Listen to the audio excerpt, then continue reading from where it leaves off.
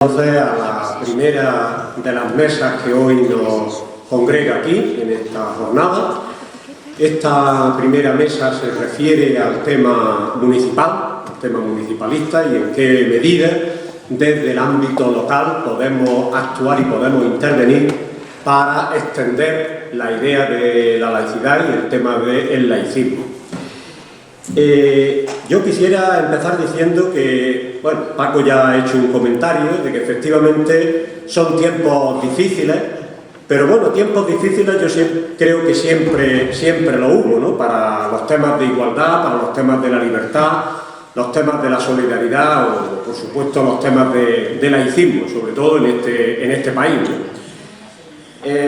Hoy en día es verdad que hay un discurso neoliberal, un discurso postmoderno, un discurso economicista que está provocando y que está actuando para algo bastante peligroso, que es legitimar la pérdida de la soberanía, de esa soberanía popular por la que forma parte consustancial de lo que son los derechos humanos y de lo que es el laicismo.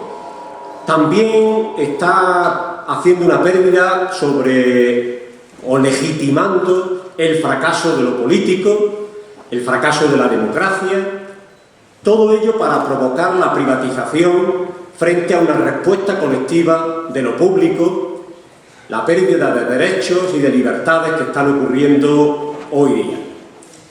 Por tanto, es fundamental ese rearme con un discurso que recupere esos valores revolucionarios que siempre ha supuesto la Ilustración y la idea ilustrada: los derechos humanos, la igualdad, la libertad, la solidaridad.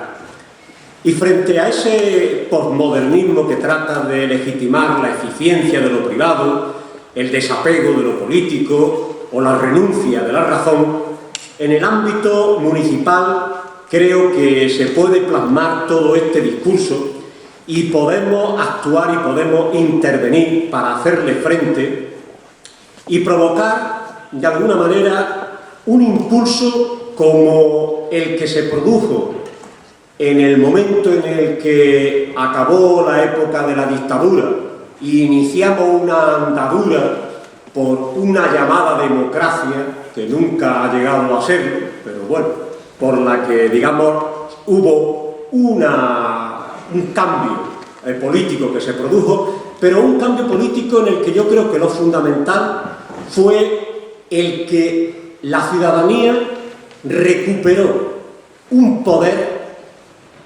que hemos ido perdiendo día a día y que es fundamental para que el laicismo deje de ser algo marginal y se constituya en un discurso que legitime esas campañas, esas actuaciones y esas intervenciones que tenemos que hacer. Y ahí es donde, desde Europa Laica, nos planteamos que ese debate, para generar ese discurso legitimador en contra de esas ideas posmodernas, contra la razón, a favor de la eficiencia economicista, pues tenían que partir del debate en el ámbito de lo local. Y es por eso que hoy empezamos esta jornada con esta mesa referida precisamente a la actuación y a la intervención en el ámbito local. Y es verdad que nos falta algo interesante en esta mesa, y es la compañera Carmina, que nos hubiese podido aportar esa visión de cómo desde el ámbito de lo local y desde el ámbito municipal se pudieron llevar a cabo una serie de intervenciones en los años 70, 80, incluso ella en los años 90, que hoy cuesta trabajo llevar a cabo. Los que, por suerte, vivimos el municipalismo en aquellos años 70, donde yo en el año 71, en mi pueblo y en los sucesivos pueblos donde estuve, participé tanto del movimiento vecinal con la importancia que el movimiento vecinal tuvo también en el cambio y en las modificaciones que en el ámbito de lo local tuvo.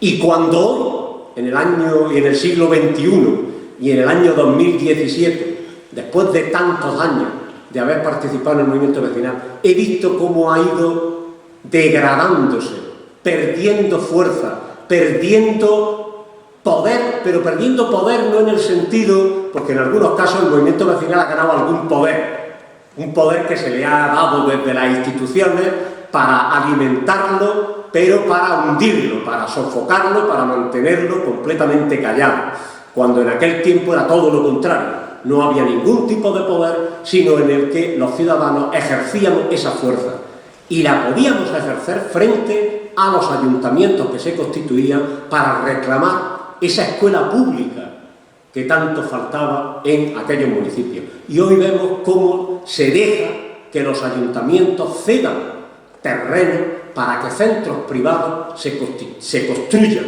en contra de una enseñanza pública como la que se venía reclamando. Bien, y como eso podría poner pues, un montón de ejemplos. Yo también he estado en el ámbito municipal, también como alcalde, pero bueno, en aquellos gloriosos tiempos, no ahora, y en el que, pues afortunadamente, cosas que, como decía antes, parecen impensables, pues eran de lo más normal. El que simplemente un cementerio dejara de ser un camposanto y se convirtiese en un cementerio en donde no había separación ni barrera, porque tiramos la barrera que había entre lo que era la pequeña fosa donde iban a parar el cementerio civil, donde iban a parar los que se suicidaban, los que se ahorcaban, los que no tenían el beneplácito de la Santa Madre Iglesia, romper esa división y que el ayuntamiento asumiera el papel que le corresponde como cementerio público. El papel, digamos, de los ayuntamientos en el ámbito de la salud pública, en el ámbito de la educación pública, en el ámbito de lo político, en definitiva. Hoy los ayuntamientos parece que están simplemente para la cuestión de la eficiencia, para la cuestión, y además no solo para la eficiencia, sino que esa eficiencia se la pasan a la empresa privada y hacen dejación completa en el ámbito de los servicios sociales, en el ámbito de cualquier gestión, digamos, de tipo municipal. Pues bien, me he extendido un poquito en esta parte por comentar, digamos, un poco unas pinceladas sobre lo que quizá Carmina nos hubiese expuesto desde su experiencia en el ámbito de aquel tiempo. Pues bien, en la mesa nos acompañan, pues en este caso ya solo 3 personas, que van a exponer, digamos, su experiencia en distintos ámbitos. Por una parte, José Luis Iglesias va a intervenir en primer lugar como presidente, que es de Asturias Laica, es también profesor, ha sido inspector de educación y ahora es responsable de Asturias Laica, en un territorio en donde precisamente la red de municipios laicos ha cuajado con mayor eco que en ningún otro territorio del Estado. Y nos va a hablar, por tanto, de esa experiencia. También, pues aquí a mi izquierda está Sergio Ramos, que es concejal aquí en el grupo municipal de Cambiemos Murcia, es también licenciado en Derecho y Ciencia Política y va a hablar de la experiencia municipal hoy. Antes de él iba a haber hablado pues Carmina para hablar de la experiencia municipal en otra época. Y por último cerrará la intervención de esta primera mesa pues Antonio Gómez Movellán, que es uno de los históricos, como algunos otros, del movimiento de Europa Laica, es licenciado en Historia y que, bueno, pues tiene bastante trabajado el tema de cómo a nivel local se está haciendo esa deriva de privatización, de caridad y de beneficencia en vez de justicia y en vez de atención a las necesidades sociales que se reclama desde los ámbitos municipales. Así que, sin más, le doy la palabra a José Luis. Por supuesto, luego, una vez terminadas las intervenciones, espero que por parte de todos vosotros podáis también intervenir, interpelar y exponer cuestiones sobre lo que se va a comentar en esta mesa. José Luis, tienes la palabra. Buenos días a todos y a todas. Abundando antes de iniciar el tema de la red de municipios en lo que decía Manolo, ¿cómo la derecha de este país no va a tener una especial prevención contra los ayuntamientos si fue desde los ayuntamientos desde donde se proclamó la República? Fue desde los ayuntamientos desde donde fue proclamada y cambiado el modelo de Estado de este país hacia un régimen democrático, y lo único que tuvo hasta hoy en la historia de este país una constitución laica. Desde los ayuntamientos se pueden hacer muchísimas cosas hasta cambiar el modelo de Estado. La secularización de las instituciones, red de municipios por un Estado laico. Hace aproximadamente un año y medio, Europa Laica aprobaba en junta directiva iniciar el ambicioso proyecto de construir una red de municipios por un Estado laico. A partir de ahora me referiré a ella con las siglas REDMEL, Red de Municipios Estado Laico. Hoy ese proyecto casi se da por concluido sin apenas haberse desarrollado. Después de lanzar un proyecto en el que se pusieron tantas expectativas y se invirtieron bastantes esfuerzos, se hace necesaria una reflexión para aprender sobre nuestra propia práctica. No se puede abandonar un proyecto político de envergadura sin reflexionar sobre lo sucedido. Se hace indispensable al menos responder a las siguientes cuestiones. 1. Una valoración del proyecto en cuanto a su coherencia política y en cuanto a las posibilidades de ejecución. 2. Una descripción de los hechos acaecidos. 3. Causas que expliquen la no consecución de los objetivos previstos. Y 4. Cierre del proyecto o readecuación del mismo dentro de un plan de acción de Europa Laica. Vayamos con el punto 1, valoración del proyecto. Un proyecto coherente y con posibilidades de ejecución. Cuando la Junta Directiva de Europa Laica aprobó el proyecto de la REDMEL, que se aprobó en Junta Directiva a finales de septiembre del 2015, se presentó a los medios de comunicación en Santiago de Compostela en noviembre de 2015 y se puso en marcha en enero de 2016, lo hizo en primer lugar porque era coherente con su línea política de actuación. Si defendemos el objetivo de la construcción de un Estado laico, son las instituciones del Estado las que tendrán que dar pasos en esa dirección. Trabajar sobre las instituciones ha sido y es una de las constantes de Europa Laica. El primer nivel de las instituciones del Estado son los municipios. Tras años de intentos de abrir la vía de las instituciones municipales, solo habíamos logrado una escasa colaboración de Izquierda Unida, estando la mayoría de los ayuntamientos gobernados por el PSOE o la derecha y en muchos casos con mayoría absoluta. Durante años las puertas de los municipios estuvieron cerradas al laicismo. Tras las últimas elecciones municipales parecía que con la entrada de nuevas fuerzas políticas y con el cambio en la correlación de fuerzas que hizo que muchos ayuntamientos dejaran de estar gobernados ni por el PP ni por el PSOE o en todo caso sin mayoría absoluta, parecían abrirse nuevas posibilidades para que el laicismo penetrase en los ayuntamientos. La situación objetiva parecía haber cambiado y el lanzamiento de un proyecto como la REDMEL podía darse el caso de depender de nuestra actuación y nuestros efectivos. Por tanto, el proyecto era políticamente coherente y se veían posibilidades de realización. Había que intentarlo y la Junta Directiva lo aprobó. Y la organización se puso en marcha para construir una REDMEL en la que al menos como objetivo se cifraba 100 ayuntamientos. Una descripción de los hechos. Inmediatamente después de aprobado el proyecto por la Junta Directiva de Europa Laica, los grupos territoriales a quien correspondía su dinamización se pusieron en marcha. Comenzaron las entrevistas con los grupos municipales que podían ser favorables, así como con los partidos políticos. Se les pedía que aprobasen en los plenos una moción de adhesión a la REDMEL.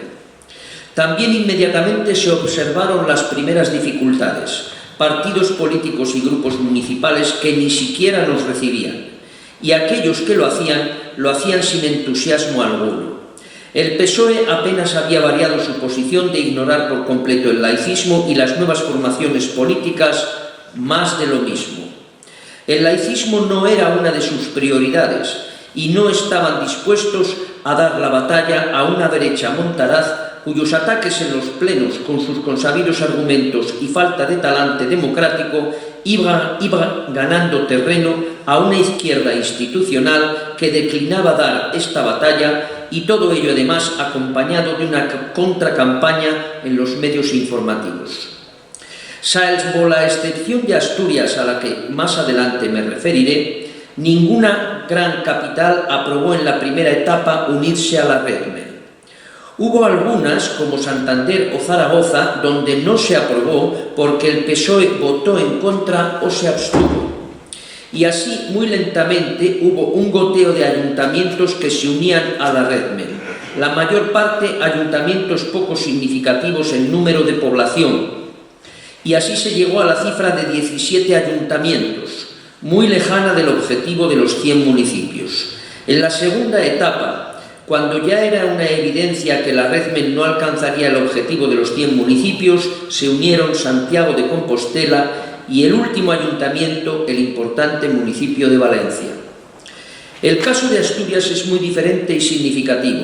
El Grupo Territorial de Asturias Laica se puso en acción e inmediatamente se cosecharon éxitos importantes. La primera ciudad de Asturias que se unió a la Redmen fue Mieres. Después lo hizo el municipio más grande de Asturias, Gijón. Se unió asimismo la primera gran capital de provincia del Estado, Oviedo, y así se unieron el resto de los grandes municipios asturianos, Avilés, Langreo, Castrillón y Nava. En total, 7 municipios que representan más del 64% de la población de Asturias. Pero los hechos con respecto al proyecto continuaron. El proyecto fue decayendo al ver lo lejanos que estábamos de alcanzar el objetivo propuesto. El último intento de relanzarlo se realiza el 9 de diciembre, Día Internacional del Laicismo, con una invitación formal a los municipios que se habían unido a la Redmen, de participar en una reunión en Madrid para estudiar la posible constitución de la red. Apenas se asistieron municipios de Asturias ninguno. El proyecto decaía sin solución. In extremis y con el fin de no dar por perdidos los esfuerzos realizados, se constituyó una comisión promotora con algunas personas de Europa Laica como dinamizadores y representantes de 3 o 4 municipios. La comisión promotora tampoco ha funcionado, ni por nuestra parte ni por parte de los municipios que se comprometieron. Estos son los hechos, de forma muy resumida. En estos momentos el proyecto no se sabe si se da por liquidado o se procede a una readecuación del mismo. La Junta Directiva de Europa Laica tendrá que abordarlo en su momento. Causas que expliquen la no consecución de los objetivos previstos. Las causas por las cuales el proyecto de la Redmen no alcanzó los objetivos previstos son de 2 tipos, externas e internas a la propia Europa Laica y sus grupos territoriales. En cuanto a las causas externas, nos son de sobra conocidas. La postura de las organizaciones políticas que forman los grupos municipales, que no están dispuestas a asumir el laicismo de las instituciones, que no forma parte de su agenda política, tanto de las que ya estaban en los municipios como las recién llegadas tras las últimas elecciones municipales. En cuanto a las causas internas de la propia Europa Laica, se puso inmediatamente en evidencia algo que ya desde el inicio del proyecto era una sospecha. Los grupos políticos de los ayuntamientos no querían y nosotros carecíamos de fuerza para obligarlos. Lo ocurrido en Asturias es muy significativo y aleccionador. ¿Por qué esos primeros éxitos en Asturias? ¿Tenían las fuerzas políticas de Asturias con respecto al laicismo un planteamiento diferente al resto del Estado? ¿Tenía el Grupo Territorial de Asturias Laica la potencia suficiente para obligar a estas fuerzas a poner en su agenda el tema del laicismo? Que se consiguieron éxitos importantes en Asturias es evidente. Solamente con que en el resto de las comunidades autónomas, a excepción de Ceuta y Melilla, es decir, con 15, si hubieran conseguido el mismo número, hubiéramos sobrepasado la cifra de los 100, el mismo número que en Asturias. Que las fuerzas políticas de Asturias son con respecto al laicismo no tienen un planteamiento que las fuerzas políticas de Asturias con respecto al laicismo no tienen un planteamiento diferente al resto del Estado, nos lo demuestra que en cuanto el proyecto ha ido decayendo, tratan de desentenderse de él. Que en las reuniones mantenidas en Oviedo con los grupos de la Redmel hubo desde el principio muchas dificultades y resistencias al proyecto por parte incluso de concejales y concejalas de Izquierda Unida. La Organización Territorial de Asturias Laica es una organización pequeña, implantada fundamentalmente en Gijón y por sí sola nunca hubiera tenido fuerza suficiente para los éxitos alcanzados. Pocos, ciertamente, pero éxitos al fin y al cabo. Entonces, ¿dónde está la clave? Atribuir estos éxitos a que Asturias conserva una base social de izquierdas es un puro idealismo nostálgico de otras épocas. Hace mucho tiempo que la base social de Asturias cambió. Lo que ocurre es que quizá como herencia de lo que fue aquella base social, en Asturias se da una red de movimientos sociales en los cuales se integran los sectores más combativos de la sociedad asturiana y que alcanza un cierto e importante grado de unidad de acción y de gran influencia a través de las redes sociales. Y esto las fuerzas políticas lo saben. Y saben que esta red de organizaciones sociales en las cuales se integra Asturias Laica tiene una influencia importante en el voto ciudadano del cual dependen y que en algunos casos, como en el de Oviedo, por ejemplo, han sido decisivas en la formación del nuevo ayuntamiento. En esta red, como digo, se integra Asturias Laica y de ella extrae la potencia que por sí sola no tiene. Y esto es la clave que explica nuestro éxito inicial. Opino que los grupos territoriales de Europa Laica no están tan ligados a las organizaciones sociales como está Asturias Laica y por sí solos no se ha puesto de manifiesto que carecemos de la fuerza necesaria para obligar a las fuerzas políticas de los municipios. El último éxito de Valencia corresponde a la misma explicación y pone en evidencia que si queremos conseguir las transformaciones sociales necesarias para que sea en definitiva la sociedad, o al menos una parte importante de ella, la que empuje a las fuerzas políticas, solo será posible integrándonos en una red de organizaciones sociales, puesto que solos es imposible conseguirlo. Por último, cierre del proyecto o readecuación del mismo dentro de un plan de acción de Europa Laica.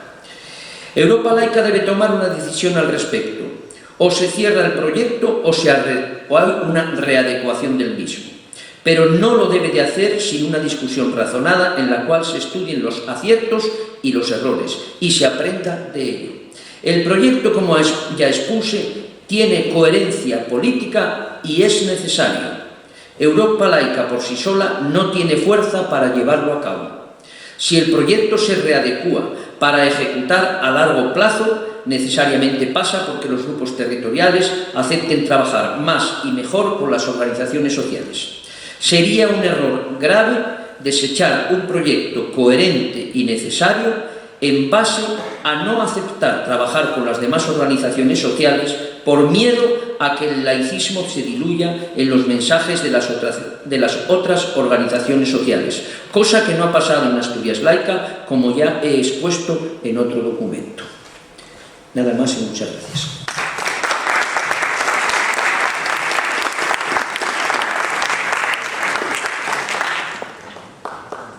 Tiene la palabra Sergio.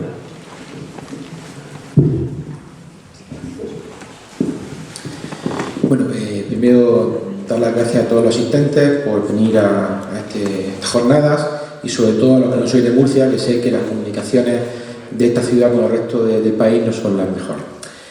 También yo creo que hay que empezar agradeciendo el trabajo de Europa Laica, llevando la laicidad y coordinando las propuestas en toda España.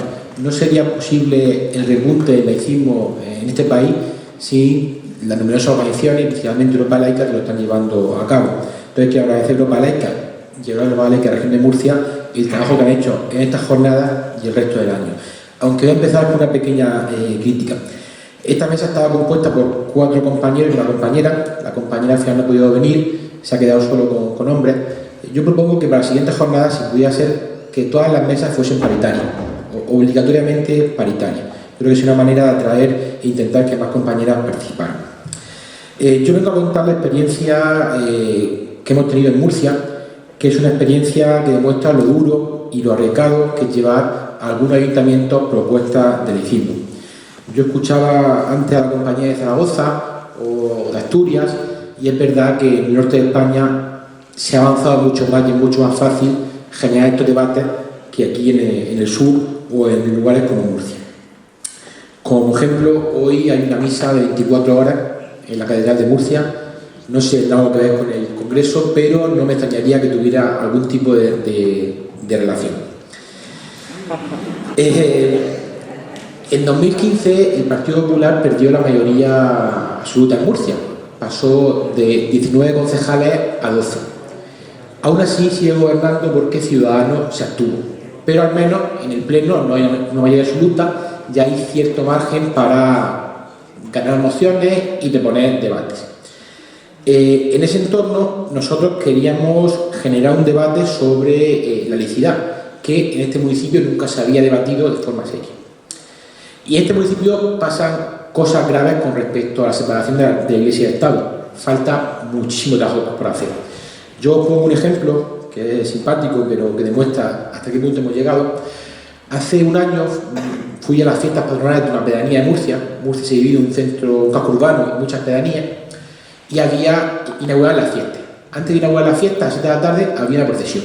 Bueno, hasta ahí es algo demasiado habitual.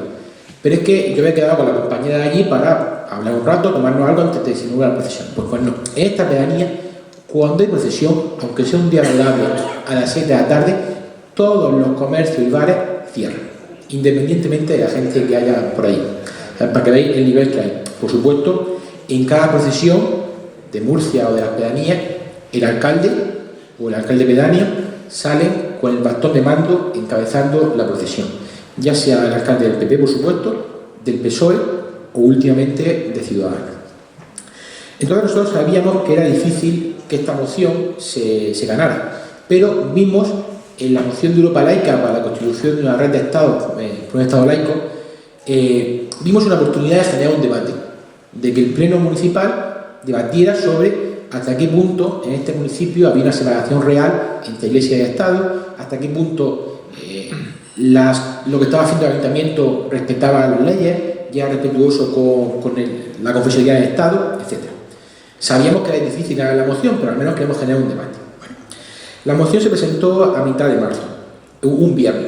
Esa misma noche, el Partido Popular, que gobierna y controla el registro municipal, la filtró a las cofradías. Y en pocas horas empezaron primero por grupos de WhatsApp, después por redes sociales, a ponerse muy nerviosos y empezar a movilizarse. Nadie se había leído la moción, pero por todos los foros decía que Cambiemos Murcia quería prohibir la Semana Santa. Así, rápido, sin mediar mucha complicación.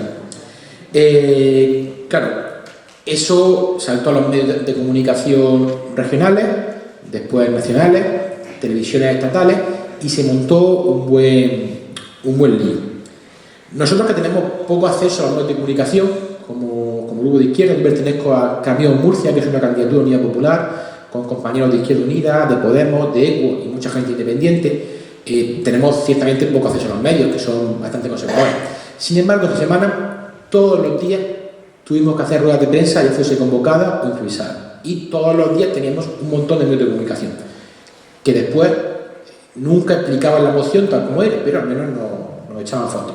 Yo te tengo que agradecer en estos días a Europa Laica Región de Murcia el apoyo que nos dio, a Antonio Pagán por acompañarme en esas ruedas de prensa, y fueron momentos complicados. Todo esto sirvió para que cierta parte de la sociedad murciana se movilizara. El día del debate de la moción había unas 100.000 personas en la puerta del ayuntamiento, hubo una misa de desagravio, que yo no sabía que existía, en la puerta del ayuntamiento. El rector de la Universidad Católica de Murcia estaba allí, el arzobispo de Cartagena estaba allí y varios diputados del Partido Popular. Es curioso también la forma que tuvo el alcalde de Murcia de enfocar la moción. Normalmente al pleno municipal nadie puede entrar con pancartas, con banderas o con otro tipo de símbolos. Es habitual que a los movimientos sociales se les restrinja, no se permita llevar ningún tipo de bandera aunque sean de cosas muy, muy normales. Bueno, ese día todo el mundo entró con el símbolo de la cofradía, la pancarta que quiso. Ese día todo el mundo brindó y pudo interrumpir la intervención las veces que quiso, con diferentes calificativos. Es más, casualmente ese día, que estaba anunciada la movilización, la policía local no estaba en su sitio y incluso algunas personas entraron al salón de pleno y yo recuerdo tenerla gritando justo aquí mientras que intervenían. Es más, el alcalde no solo no veló para que pudiera intervenir, que es su deber, un pleno municipal, el lugar que representa la democracia en el municipio, me dijo que retirara la moción o que acortara la intervención. A pesar de eso, y por respeto a todos los votantes de Cambios en Murcia, nosotros intervenimos más de media hora porque cada pocos minutos el ruido se hacía difícil de mantener, los insultos, etc. La moción quedó rechazada. Nosotros ya esperábamos que el Partido Popular votara en contra. Teníamos ciertas dudas del Partido Socialista, que votó en contra. Nos generaba cierta controversia el Partido Ciudadano en sus estatutos tiene textualmente escrito que son un partido que defiende el laicismo. Esos son sus estatutos, su voto en el pleno, su intervención fue muy parecida a la del Partido Popular. Nadie la distinguiría si no fuera por el color. Y también nos resultó extraño que en el Ayuntamiento de Murcia hay otro grupo, ahora Murcia, vinculado a una parte de Podemos, que se abstuvo porque decía que quería generar un debate tranquilo sobre el laicismo. Ha pasado un año y nadie ha llevado ninguna propuesta más laicista al Ayuntamiento de Murcia. No fue posible el debate tranquilo. Nosotros intentamos hablar con las cofradías, con el Cabildo de Cofradías, que esos días estaban también en prensa hablando de nosotros, no se reunieron con nosotros, porque no tenían ningún interés en conocer realmente qué pedíamos con esa moción. También, bueno, los medios de extrema derecha, que están muy de moda en España ahora, como OK Diario, Actual, etcétera, fueron más allá y ya sacaron cuestiones personales de los concejales de Cambios en Murcia, bueno, diciendo diferentes lindeces. Yo creo que es interesante reflexionar sobre qué supuso eso en el municipio de Murcia, tanto las cuestiones positivas como negativas, que ese hecho tan polémico durante varios días tuvimos en los medios de comunicación funcionó. Hubo cosas positivas. Yo creo que lo más positivo fue que por primera vez en toda la historia de este municipio el laicismo estuvo en primera plana de la agenda política.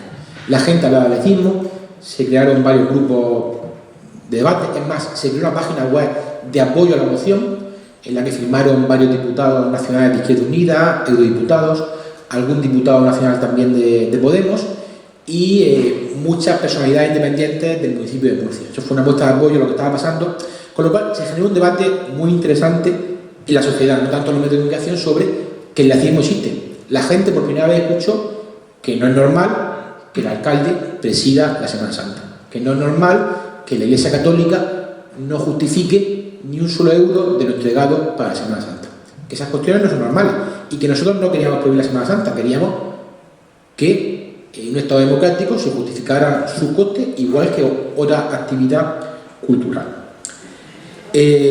También creo que sirvió para el fortalecimiento de Europa Laica.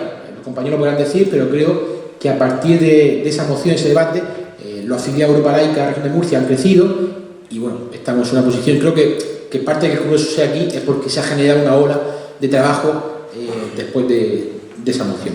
Pero también hubo cosas negativas que conviene la pena tener en cuenta. Sirvió para que el Partido Popular, que estaba en minoría, que estaba claramente atacado por casos de corrupción, se atrincherara en la defensa católica de la costumbre. Hoy en día, como diré más adelante, Partido Popular, cofradías, Iglesia Católica y UCAM, Iglesia Católica, son uno. Y el Partido Popular se ha legitimado en ese espacio. Ya os digo que los diputados del Partido Popular, por cierto, los más jóvenes, estaban ese día en primera fila con todos los manifestantes reivindicando no sé muy bien qué. Porque, ¿qué pasa? ¿Por qué realmente se dio esas movilizaciones? Yo me lo he preguntado muchas veces, me preguntaba esos días. Desde luego, las movilizaciones no venían por la moción en sí, que no decía nada de otro mundo. Y todo el mundo sabía que nosotros no queríamos prohibir la Semana Santa y que aunque hubiésemos querido, no teníamos mayoría en el pleno.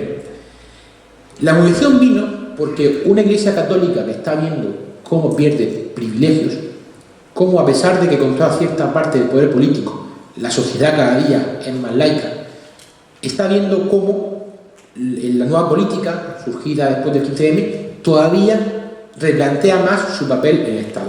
Entonces, este ataque tan furibundo vino a decirnos: la tradición somos nosotros, somos la Iglesia Católica. Y ahí de eso no se puede hablar. No podéis cuestionar nuestro privilegio.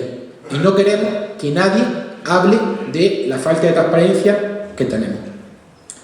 Y eso es un poco la tradición como excusa para la uniformidad religiosa, que es lo que plantea la Iglesia Católica, o al menos el arzobispado de Murcia. Porque en este país, que la mayoría no son católicos, son agnósticos, hay un porcentaje de otras religiones, sin embargo, los ayuntamientos, al menos el Ayuntamiento de Murcia, solo funcionan como si hubiera una única religión, la religión católica, que tiene un innumerable número de prebendas que no tienen otros colectivos y, por supuesto, no tienen otras religiones. ¿Y qué ha pasado prácticamente un año después de esa moción, que fue por esta fecha? Bueno, el Partido Popular nos dice diariamente que ellos mandan y que ellos van a seguir haciendo lo que quieran. El pregón infantil de este año, de la Semana Santa, se hace en el Salón de Pleno. El Salón de Pleno del Ayuntamiento de Murcia nunca ha sido prestado para ninguna actividad de colectivo. Hay un salón de actos, pero el Salón de Pleno se reserva solo para las cuestiones oficiales del Ayuntamiento. Pues este año van a llevar su misa al Salón de Pleno, para demostrarnos, supongo, que están por encima de cualquier tipo de control. Y este año le han dado para las procesiones de Murcia, solo el centro de Murcia, porque después cada pedanía tiene su propia procesión que financia su Junta Municipal, 96.300 euros. Que independientemente de la cantidad, lo más grave desde mi punto de vista es que son 96.300 euros sin ningún tipo de justificación. No sabemos que lo gastan. No tienen que justificar ni con facturas ni con proyectos, que es lo que realmente creo que es lo peor. Nosotros, sin embargo, seguimos trabajando en el ECIMU. Hace 2 meses llevamos una moción para que la Iglesia Católica pagara el IBI, Impuesto de Bienes Inmuebles, por aquellos locales que no se dedicaron al culto. Nos centramos en lo que dice la ley y el concordato, no queríamos ir más lejos. Además, fue una moción que cuidamos muy bien para que nadie nos pudiera decir que otro ataque a la Iglesia Católica. Es una cuestión de justicia, de que si la Iglesia Católica tiene hoteles o tiene parking, como otras ciudades de España, se ha demostrado, gracias por el trabajo de los compañeros de Urbalac, que esos lugares, pues pagarán impuestos y bienes inmuebles como todo hijo de vecino. La moción fue al final sancionada, fue rebajada, porque el Partido Socialista y Ciudadanos no quisieron aprobarla. Al final la moción se quedó en que vamos a analizar si es posible que la Iglesia Católica pague IBI. O sea, nada, pero bueno, era la posición del Partido Socialista y Ciudadanos, y era eso o rechazar la moción. Y es curioso lo atentos que están ahora a todos nuestros movimientos. Hace un par de semanas hubo una manifestación de educación, porque creo que en toda España, en defensa de la educación pública, y hubo una huelga de estudiantes. Ese día, casualmente, la Virgen había una procesión que bajaba de la Fuensanta, del monte, hacia la catedral. No sé muy bien los términos técnicos de estas procesiones, pero bueno, salía por Murcia. Casualmente se encontraban la manifestación y la procesión. Y la delegación de gobierno, por supuesto, aunque la manifestación había sido convocada con tiempo y forma y había sido incluso autorizada, cambió el recorrido. Una compañera, con un poco de humor, nosotros la tenemos en el público, la compañera Cristina, hizo un montaje que era por la Virgen con una camiseta verde de educación, un poco para hablar de lo que está sucediendo. Bueno, pues la reacción en redes fue furibunda. Nos pedían dimisiones, insultaron, de todas maneras, salieron medios de comunicación, cuando ni siquiera fue ni nota de prensa, fue un tuit, y sin embargo llegó hasta los medios de comunicación. Nos llamaban las televisiones, etc. Porque parece ser que, bueno, sus símbolos suyos son, pero está muy bien que la Iglesia, que la Virgen salga en sus actividades, en las fiestas patronales, al lado de la fiesta de la espuma, sin embargo parece una ofensa que defienda la educación. Es curioso, pero sobre todo lo digo para que veáis lo atentos que están a cada tuit que ponemos, que yo creo que lo ven ellos mucho más que incluso nuestra gente. ¿Y qué propuesta? Yo quiero terminar la intervención hablando un poco de propuestas de futuro. ¿Qué se puede hacer del ámbito municipal o qué creo que se puede hacer del ámbito municipal para mejorar la separación de Iglesia-Estado y trabajar en esta línea? Yo creo que hay que ligar el laicismo a la transparencia. El principal debate y lo principal que podemos hacer entre ayuntamientos es crear portales de transparencia y que las confesiones religiosas, cofradías, asociaciones religiosas se dé exactamente el mismo trato que el resto. Que los ciudadanos sepan cuánto dinero se gasta en cualquier actividad religiosa y los sepan cuánto se gasta en otras cosas. Porque es que es muy complicado, digo, como concejal, saber cuánto se gasta. Por ejemplo, la Semana Santa, otra cuestión, es muy complicado. Es una maraña de pequeñas subvenciones, de acuerdos que no están reflejados en ningún sitio. Entonces, la primera lucha contra el laicismo es transparencia. Porque yo estoy seguro que si los ciudadanos conocen realmente lo que está pasando, actuarán. O al menos tendrán los elementos para posicionarse en una democracia con todos los argumentos. La segunda fase, la segunda cuestión importante, creo que hay que entroncar la lucha por el laicismo con la lucha en la defensa de la educación pública. Ahora mismo estamos sufriendo un ataque a la educación pública bestial, al menos en la región de Murcia, no contentos con tener casi la mitad de educación obligatoria concertada con instituciones privadas y su mayoría católica, ahora quieren concertar hasta bachiller. La educación pública, que nos iguala, que es básica, completa de la democracia, es un dique de contención contra que la Iglesia Católica siga dominando nuestras vidas. Y después creo también que hay que ligar el laicismo a la lucha feminista. Si alguien siente en sus carnes diariamente la falta de libertad que provoca la situación que vivimos en este país, son las mujeres. Todos estamos un poco restringidos, pero la Iglesia Católica es la que se mete en sus cuerpos, en su vida y en su forma de vivir. Por lo cual, no solo tenemos que tener mucho trabajo en ese campo, sino que hay que ligar nuestra lucha a los nuevos movimientos feministas, como el 7N, y además aprender de los éxitos que están teniendo, cómo esos nuevos movimientos feministas están consiguiendo movilizar, y una parte de ese movimiento debe ser el laicismo. Pero creo que es muy importante plantearnos la forma de organizarnos como movimiento laico. Bueno, miro los que estamos aquí y es verdad que hay poca gente joven movilizándose. El año pasado en Madrid también creo que lo dije, que hay poca gente joven en Europa laica. Creo que eso tiene que ver también con la forma de organizarnos. Y tenemos que aprender a organizarnos en redes, aprender de los nuevos movimientos que están teniendo éxito y también acercarnos a los lugares donde están los jóvenes y donde se puede crear ese espacio. No se trata, si los jóvenes se acercan a Europa laica o a otros movimientos, no es tanto por ellos, que se movilizarán en los espacios que consideren oportunos, sino que no hemos sabido utilizar los marcos discursivos, los marcos comunicativos que ellos tienen. Decía antes un compañero algo de que el posmodernismo era individualista. El posmodernismo es una teoría muy general que obviamente se puede utilizar para propuestas individualistas, pero también se puede utilizar para propuestas sociales, colectivas, incluso marxistas.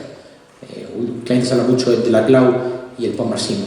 Creo que hay que utilizar esas herramientas, esas redes, para intentar crear una forma de organizarse diferente, que llegue a nuevos espacios. Lo importante no es tanto que Europa laica esté en todos sitios, sino que el laicismo esté en todos sitios.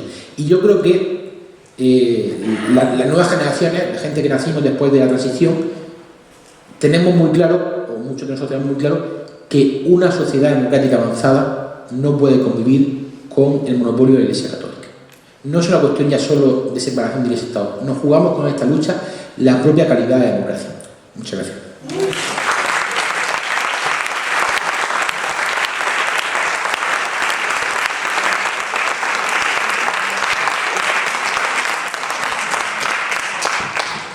Bien, pues la palabra la tiene Antonio Gómez Moguellán para cerrar las intervenciones desde la mesa. Bien, vamos a ver. Yo quiero hablar sobre servicios sociales, iglesias, obligaciones públicas que se incumplen. Y bueno, lo primero que voy a decir es que el mes de febrero de este año se ha publicado el informe de la OCDE. El informe de la OCDE sobre la situación económica en España. Yo creo que se podría haber titulado perfectamente este informe algo así como paisaje después de la batalla, porque hace una descripción verdaderamente exacta, diría yo, de lo que ha supuesto la crisis económica en España desde el año 2008. Este informe de la OCDE dice que en España hay 15% de la población pobre. Este informe de la OCDE dice que 2 millones de familias en España viven con el 75% de salario mínimo interprofesional. Este informe dice también que hay 3 millones de personas en España, 3 millones de hogares en España, que tienen una carencias severas. Y dice que hay una tasa de desempleo del 19%, que se ha recuperado de las tasas superiores al 20% al 19%. Y además dice que se han sufrido severos recortes en el ámbito de los servicios sociales universales públicos. Concretamente, habla de los recortes habidos en la sanidad y en la educación. Y efectivamente, este ha sido, yo creo que en esta descripción que hace la OCDE, nada más y nada menos, describe perfectamente el contexto en el que ha aparecido o ha irrumpido en nuestra sociedad a partir del año 2008 todo este problema de los servicios sociales. ¿Por qué? Porque se ha producido la precariedad a nivel masivo, que anteriormente a la crisis no existía.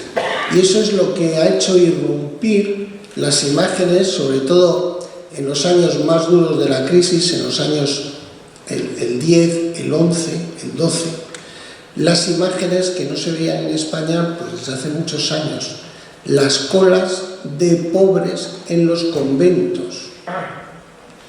Es decir, y esto que es una imagen impactante, porque ver en el siglo XXI personas en los conventos de nuestras principales ciudades esperando a que la caridad les dé la sopa boba, que llamaban, pues es un gran impacto, es una especie de anacronismo, es algo anacrónico, pero sin embargo ha existido y existe, como bien dijo Paco, aquí mismo esta mañana lo hemos podido comprobar.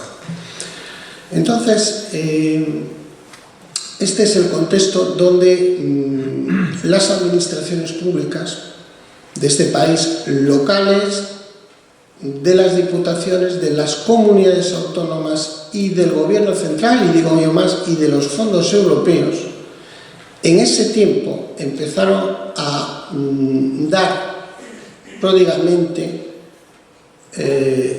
dinero público a las iglesias, a las organizaciones no gubernamentales, al tercer sector, en fin, a cantidad de organizaciones para que pudieran paliar la crisis económica, las consecuencias de la crisis económica. Yo os voy a decir una cosa, y lo voy a decir así sin más. Este dinero se utiliza mal, muy mal. Este dinero se derrocha masivamente.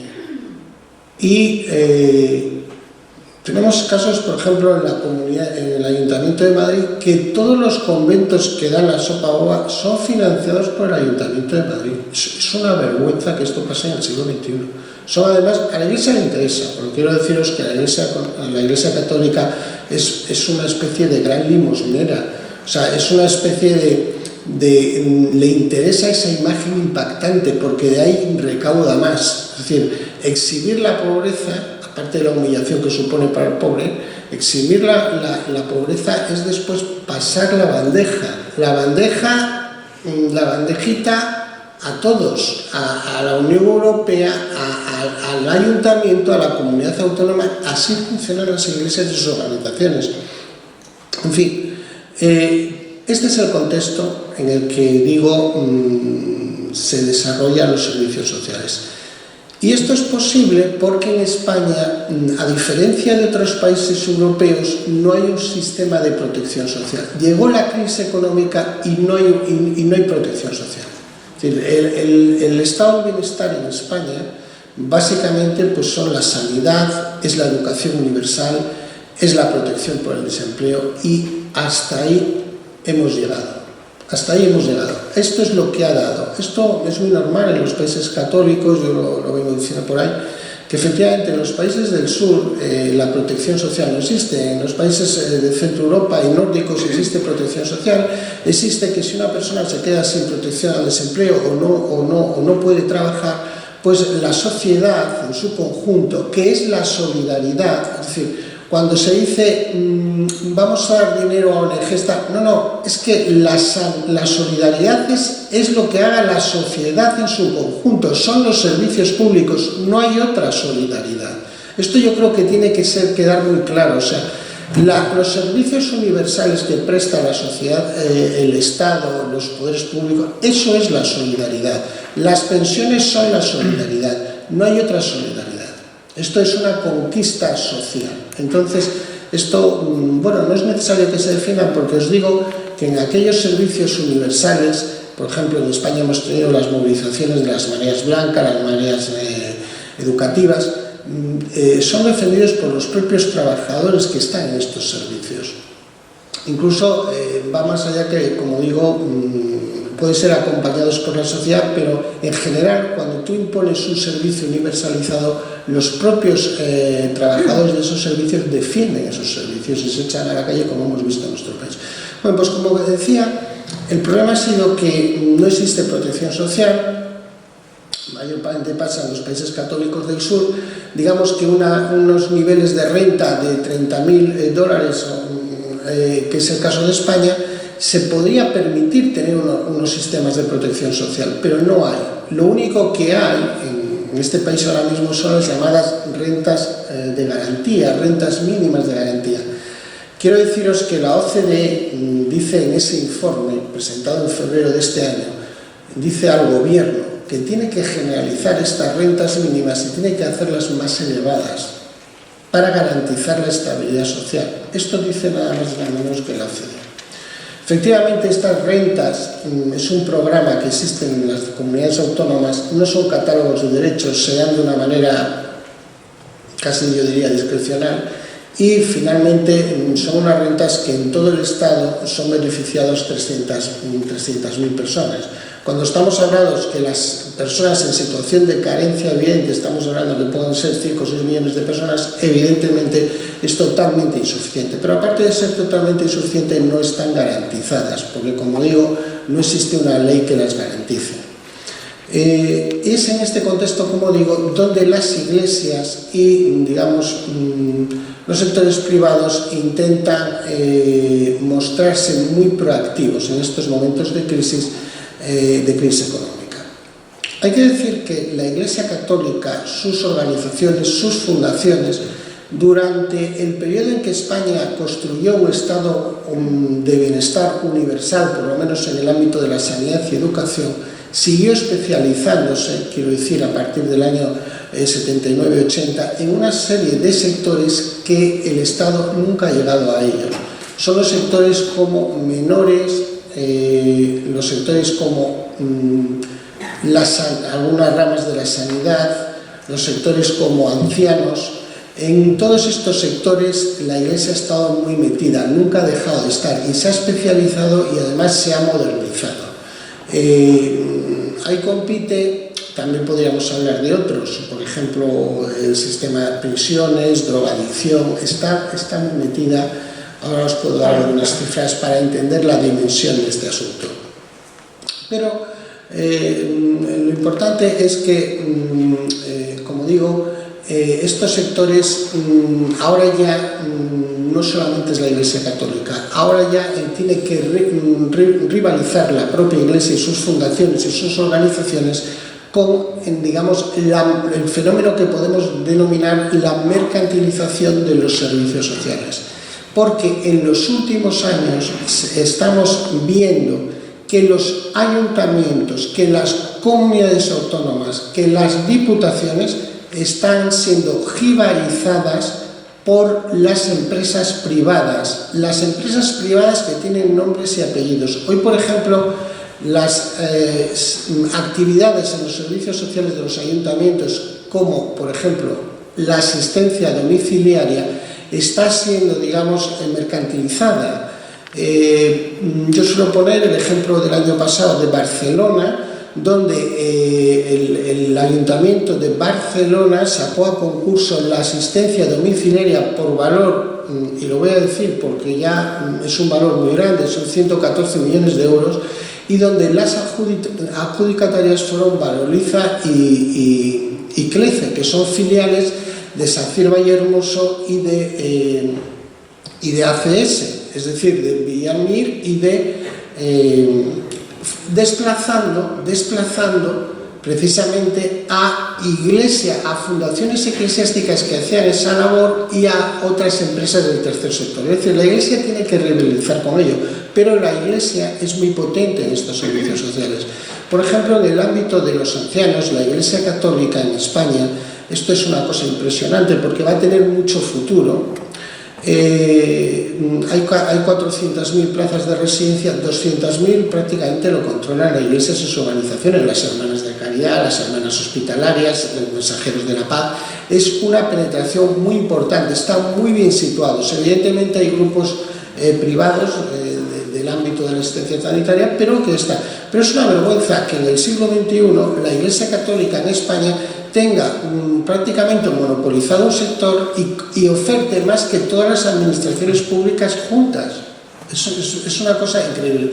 En el ámbito de los menores es todavía más increíble, porque el caso de los menores, los niños tutelados por sentencia judicial, que evidentemente su protección tendría que ser pública, pues no lo es. En el ámbito de los menores os quiero decir que asociaciones como Fundación Obelén, como Dinamía, etcétera, todas de inspiración católica o sectaria en definitiva, son las que controlan 11.000 plazas de residencias para niños. Todo esto es un negocio que está basado en los conciertos con las diputaciones. Os digo, por ejemplo, para el tema de las plazas de tuteladas de menores, es impresionante. Hay ahora mismo una periodista que está trabajando sobre ello, y el propio defensor del pueblo hace unos 8 años sacó un informe muy detallado sobre este asunto, que es increíble porque las plazas concertadas están entre 4 y 9.000 euros al mes por niño. Son unos negocios verdaderamente que hay que tener en cuenta, y esto debe hacernos reflexionar, ¿no? El campo de la drogadicción, por ejemplo, es también uno de los sectores, pese a que existe un sistema público que de alguna manera enfoca este tema y que además tiene mucha experiencia, digamos, del gran periodo de drogadicción como en España en los años 80, a pesar de que hay una red pública que asesora y, digamos, tiene programas de rehabilitación de antiguos toxicómanos, etc., la realidad es que en este asunto organizaciones como la entidad evangélica Reto y otras como el llamado Proyecto Hombre, también de inspiración católica y cristiana, están muy metidas, llevándose cantidad de dinero de los fondos europeos y de todo tipo de administraciones. El caso del Proyecto Hombre es paradigmático porque se ha ganado una gran reputación y ya no solamente está en el tema de la drogadicción, toxicómana, sino que ha ido a otros ámbitos, al juego, incluso ahora ya también tiene programas para recuperación de personas adictas a la electrónica, etcétera, etcétera. Es decir, en el ámbito de las prisiones pasa lo mismo. La organización más fuerte en las prisiones españolas de asistencia social son las iglesias, y concretamente la organización del llamado Padre Garralda. Son evidentemente sectores muy diversos, pero que os quiero decir que esto, Europa Laica, y aquí lanzo un reto a Enrique y a otras personas que trabajan en ello, hacen siempre una valoración de lo que da de lo que lleva la Iglesia del Estado, y hablan de 11.000 millones, 12.000 millones, etc. Bueno, pues hay que incluir este capítulo, porque este capítulo es importante. Os voy a decir una cosa. no se puede calcular. Pero una cuestión muy importante que daría bastante impacto sería saber cuánta gente depende directamente de las organizaciones eclesiásticas en España salarialmente, y el número nos puede realmente escandalizar, porque ya solamente en el ámbito educativo, echando un grosso modo, son unas 150, 180.000 personas. No os digo nada ya en el ámbito de los servicios sociales. La Iglesia Católica es la corporación pública en España que más asalariados tiene después del Estado. Esto es una realidad. Lo que planteo en definitiva es que tenemos pues los fenómenos de la crisis, los fenómenos de la mercantilización de los servicios sociales, el fenómeno de la influencia de la Iglesia Católica dentro de estos servicios sociales, y en el ámbito municipal, se ha dicho aquí, lo único que cabe es exigir agencias públicas que encaren y tomen en sus manos estos servicios. Nosotros debemos de exigir que los servicios sociales sean públicos y sean realmente controlados por las propias y gestionados por las propias organizaciones. Os digo que todo este negocio que estamos hablando de los servicios sociales y la cantidad de fondos que están mal utilizados en este breve mapa que os acabo de describir,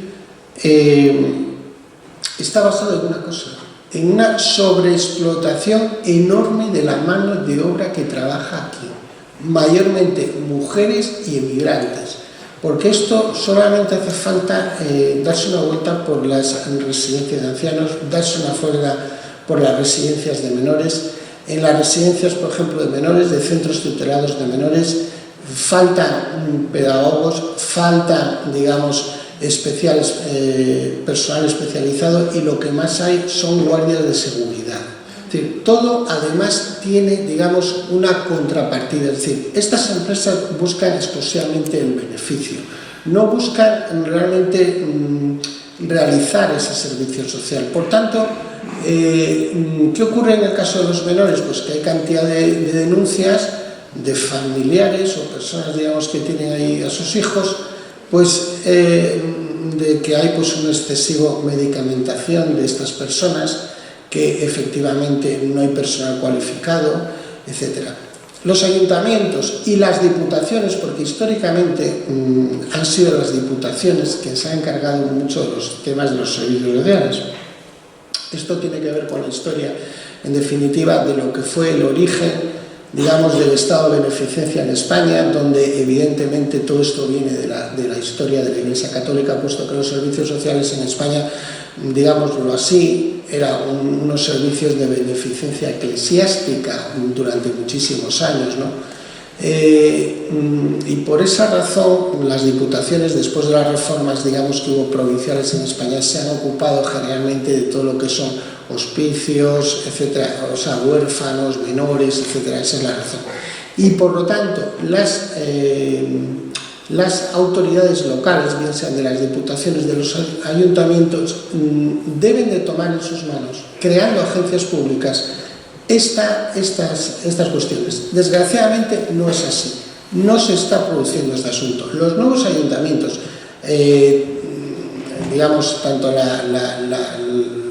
la vieja política o la nueva política, no se están planteando este asunto.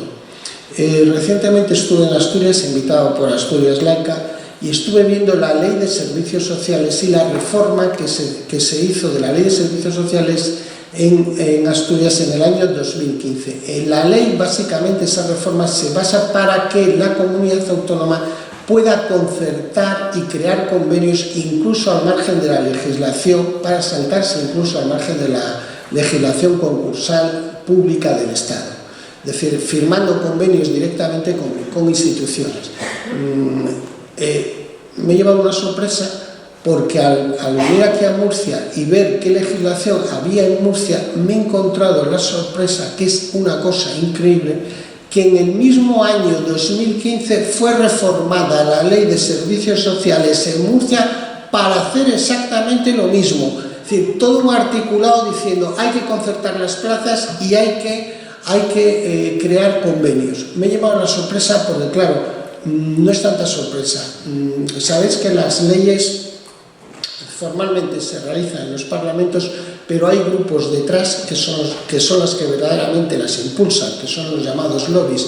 Y aquí es evidente que las grandes constructoras en España se han metido en este ámbito de la mercantilización de los servicios sociales de una manera espectacular. Y yo creo que detrás de estas modificaciones legislativas es probablemente lo que ha pasado. El problema es que hay que encarar esto, cada uno a su nivel, cada uno en su comunidad autónoma, en su diputación, en su ayuntamiento. Pero lo que hay que decir es, tomemos en nuestras manos de la diputación, del ayuntamiento, los servicios públicos, empezando bien por menores, bien creando plazas de residencias, gestionarlas públicamente, etc. Pero, como os digo, hay una tendencia a desembarazarse totalmente las administraciones públicas de la gestión directa de los asuntos públicos. Y, en definitiva, esta es la realidad que tenemos y esto es lo que yo quería plantearos aquí.